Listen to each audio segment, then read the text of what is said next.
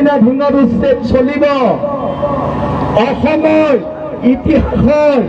আটাইতকৈ সৰ্ববৃহৎ বিজয় উৎসৱ ঢিঙত হ'ব আৰু হিমন্ত বিশ্ব শৰ্মা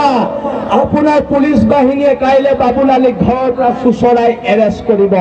লাগিব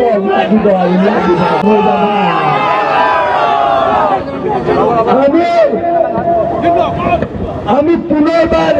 মই আবেগিক ল'ৰা অলপ আবেগিক হৈছো পুনৰবাৰ আমি আজি কওঁচোন আহক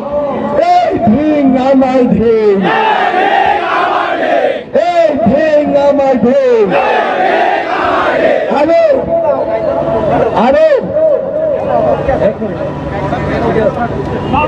আমি বাবুলালীকটো এৰেষ্ট কৰিব লাগিব হিমন্ত বিশ্ব শৰ্মা আপোনাৰ পুলিচ বাহিনীয়ে কাইলৈ বাবুলালীক ঘৰৰ পৰা চুচৰাই এৰেষ্ট কৰিব লাগিব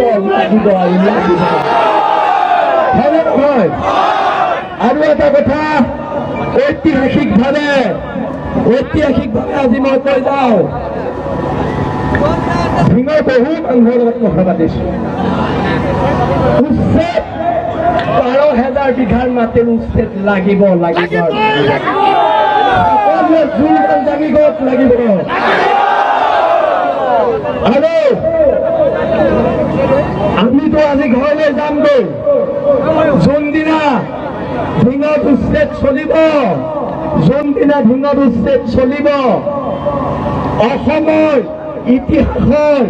আটাইতকৈ সৰ্ববৃহৎ বিজয় উৎসৱ ঢিঙত হ'ব আৰু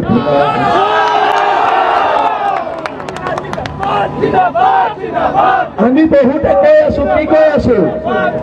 যে অসমীয়া মানুহবোৰ দুখীয়া হৈ গৈছে আহকচোন আমি এবাৰ আজি এটা পল লওঁ যে হ'ব পাৰো আমি দুখীয়া